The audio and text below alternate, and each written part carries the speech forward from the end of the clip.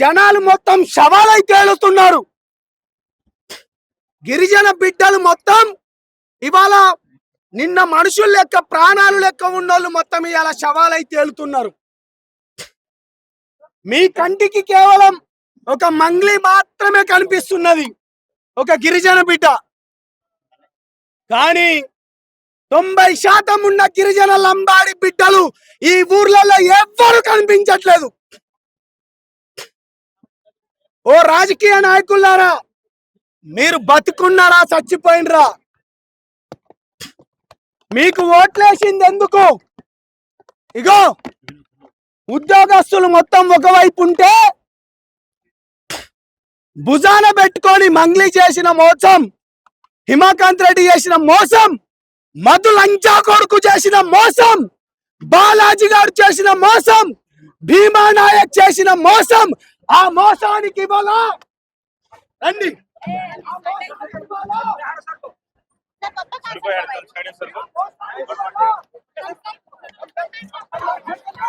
ఆ మోసానికి ఇవాళ చూడండి రా. ఈ రాష్ట్రంలో ఏం జరుగుతుందిరా? నాయకులు బతుకున్నారా చచ్చిపోయారా? పోలీస్ వ్యవస్థ ఉందా లేదా? 60 కేసులు అయ్యాయి రా, 60 కేసులు, కోట్ల రూపాయలు. మీరు మంగ్లీకి ఏ విధంగా సపోర్ట్ చేస్తున్నారు? మంగ్లీ నీకేమాత్రం చిత్తశుద్ధి ఉంటే శివగాన్ని తీసుకొని రా, మధు గారిని తీసుకొని రా, బాలాజీ గారిని తీసుకొని రా. అదే విధంగా ఎవడెవడైతే ఉన్నాడో వాళ్ళందరూ రండి. ఇగో లంబాడి బిడ్డ 6వ శవం, 9వ శవం అయిపడితే హార్ట్ న్యూస్ ఇలానే చేసుకోండి. 9వ శవం. వీళ్ళ భూములు అమ్మి, వీళ్ళ పుస్తలు తాడమ్మి, వీళ్ళ చుట్టాల ఇంట్లోకి వెళ్ళి అందరి దగ్గరికి వెళ్ళి డబ్బులు తీసుకొచ్చి మీరందరూ కొడకల్లారా ఫార్చునర్ కార్లు, డిఫెండర్ కార్ల. మంగ్లీ ఈ చావుకు సమాధానం చెప్పు, మధుగా ఈ చావుకు సమాధానం చెప్పు. అరే చెత్త నా కొడకల్లారా, మంగ్లీకి సమాధానం చెప్పేటోళ్ళారా, మంగ్లీకి సపోర్ట్ ఇచ్చేటోళ్ళారా, ఇన్ని రోజులు మాట్లాడిన గారో.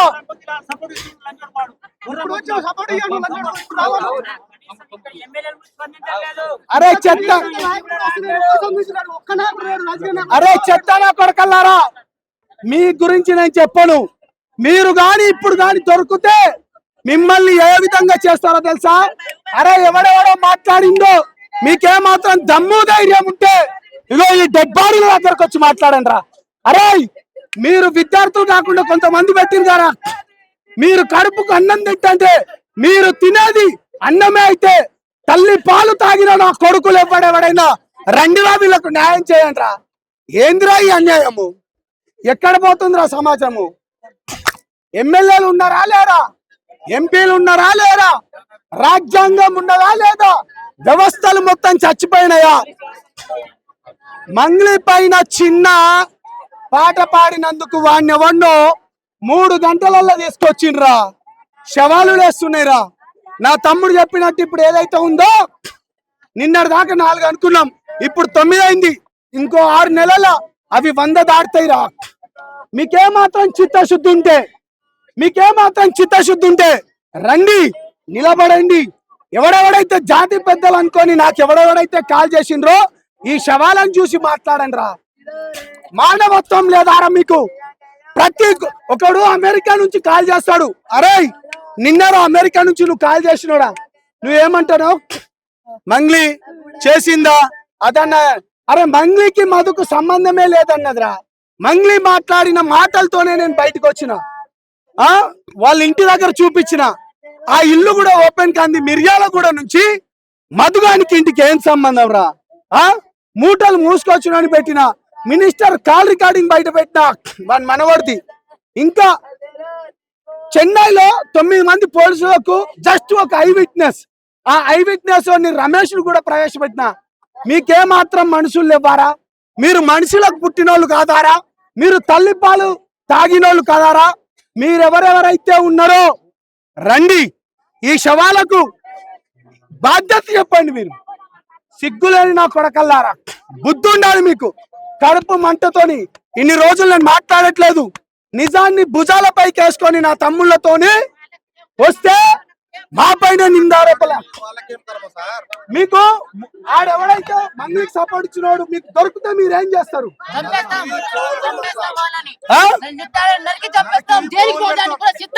సిద్ధమా?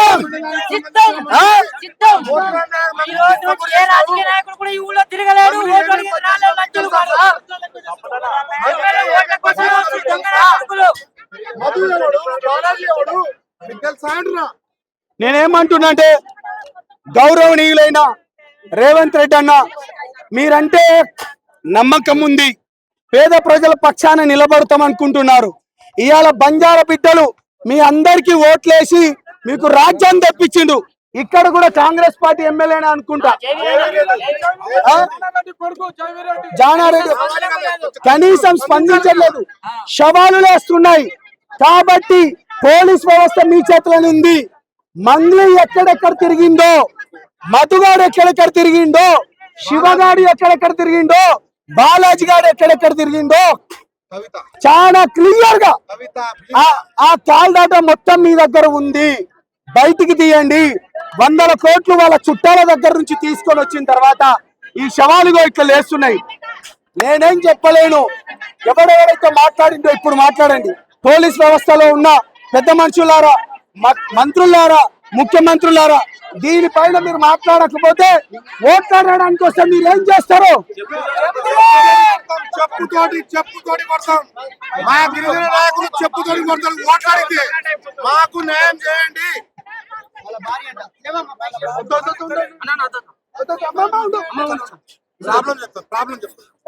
ఇగోరా ఒక్క నిమిషం.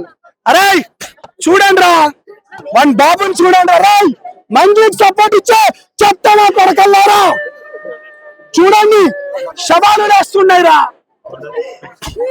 అరే కొడకల్లారా, మీరు డబ్బులు తీసుకొని బాధితుల పక్షాన నిలబడితే మా పైన అవాకులు చవాకులు మాట్లాడతారా?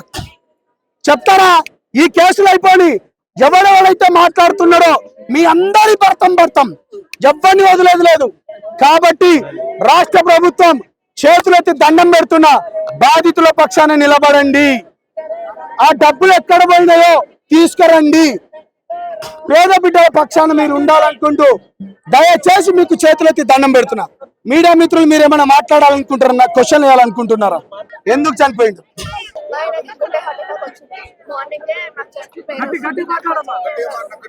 చెస్ట్ పెయిన్ వస్తుంది అన్నాడు. సరే ఎందుకు వస్తుంది? పైసల వల్లనే గొడవ అవుతుంది. నైట్ కూడా మేము పైసలు తీసుకొచ్చిన వాళ్ళు ఫోన్ చేసిండు, నాకు పైసలు ఇవ్వవా, ఏం చేయవా, నీటి ముంచి వచ్చి మేము సస్తామన్నారు.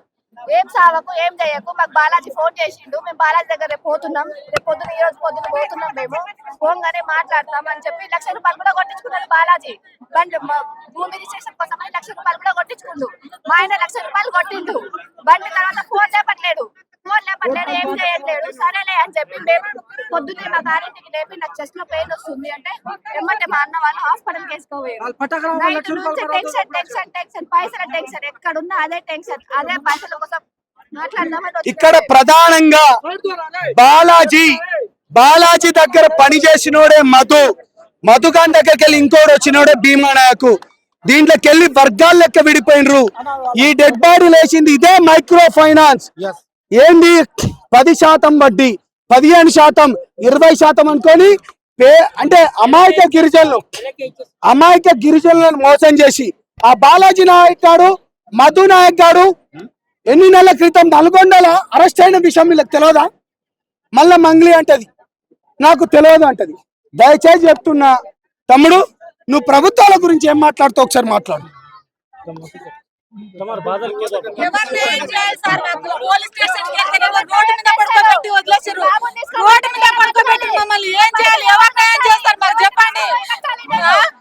ఏ ప్రభుత్వం ఏం చేస్తారు? మాకు ఈ పరిస్థితి ఏం చేస్తారు?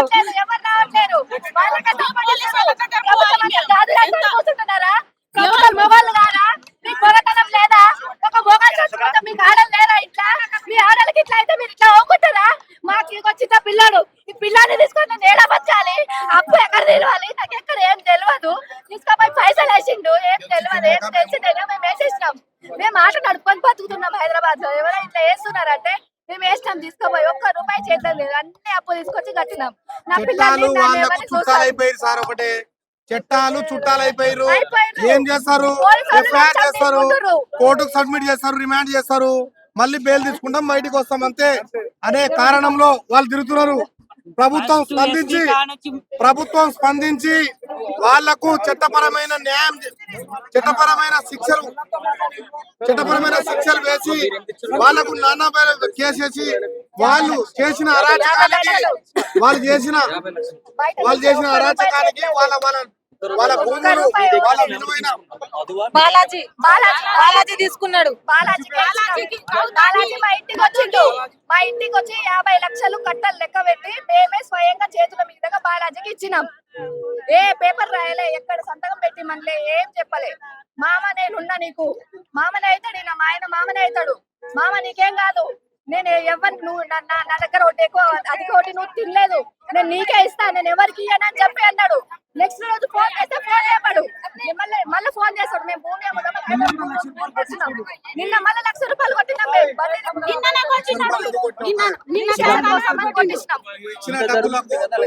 ఇచ్చిన డబ్బులకు సూర్యాపేటలో మాకు భూమి ఉంది, ఆ భూమికి మేము రిజిస్ట్రేషన్ చేస్తామని చెప్పి మళ్ళీ 1,00,000 కొట్టించుకున్నాడు. కొట్టించుకున్నాడు. అన్న నేను మర్చిపోయిన రమేష్